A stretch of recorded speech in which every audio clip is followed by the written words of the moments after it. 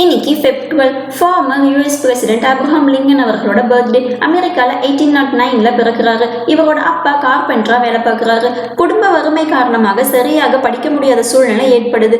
மற்றவங்களுக்கு உதவுறது, அன்பு காட்டுறது போன்ற குணங்கள் இவருக்கு இருந்திருக்கு. ஒரு நாள் கடைக்கு போகும்போது கருப்பினத்தவர்களை அடிமைப்படுத்தி கம்பியால கட்டி சாட்டியால அடிச்சு கொடுமைப்படுத்துறத பார்க்குறாரு. இதுக்கு ஒரு முடிவு கொண்டு வரணும்னு நினைக்கிறாரு. 23 வயசுல ஃபர்ஸ்ட் டைமா பிளாக் ஹாக் போர்ல கலந்துக்கிறாரு. பிறகு பாதியில விட்ட கல்வியை தொடர்ந்து படிச்சு முடிக்கிறாரு. தென் லாயராகவும் ஒர்க் பண்றாரு. அரசியல்ல பங்கு பெற்றாத அடிமைப்படுத்துவதை ஒழிக்க முடியும்னு அரசியல்லையும் களம் இறங்குறாரு.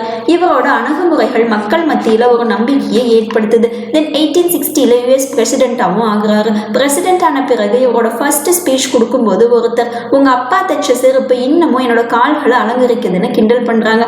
பட் இதுக்கு இவரோட பதில், அது என்னோட அப்பாவின் உழைப்பின் சிறப்பை காட்டுது. பிஞ்சிடுச்சுன்னா கொடுங்க, நானே தைச்சு தருகிறேன், அதே சமயம் எனக்கு நாடாளவும் தெரியும்னு அமைதியா சொல்றாரு. இவர் பதவியேற்ற பிறகு கடினமா போராடி அடிமைத்தனத்தை முற்றிலும் ஒழிக்கிறாரு. 1864 செகண்ட் டைம் பிரசிடென்ட்டும் ஆகுறாரு. இவரோட வாழ்க்கை வரலாறு 2012 லிங்கன்னு மூவியா வெளிவந்திருக்கு. சிகாகோல இவருக்கு ஸ்டாச்சு இருக்கு. தென் நிறைய பிளேசஸ்க்கு இவர் நேம் கொடுத்துருக்காங்க. இவருக்கு postal stamp and coin release பண்ணி ஹானர் பண்ணியிருக்காங்க. இன்னைக்கு இவரோட பர்த்டே. தென் இன்னைக்கு பர்த்டே செலிப்ரேட் பண்றாங்க. எல்லாருக்கும் ஹாப்பி பர்த்டே.